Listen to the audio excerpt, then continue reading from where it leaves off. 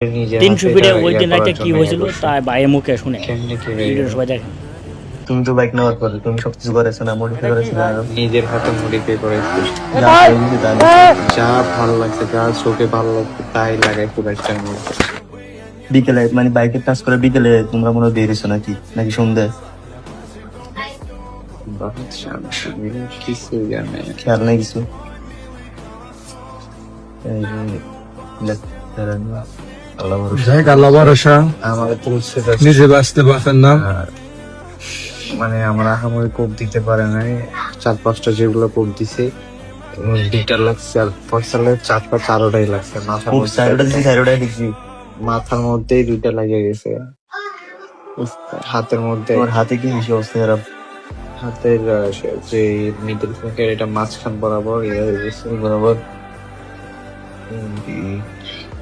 যাক, আল্লাহ ভরসা, আল্লাহ দিতেছে, আল্লাহ তোমার রক্ষা করি, আমরা আছি ইনশাল্লাহ। বাট তুমি যে সাহসের কাজটা করছো ওটা সবাই দেখাইতো না ভাই।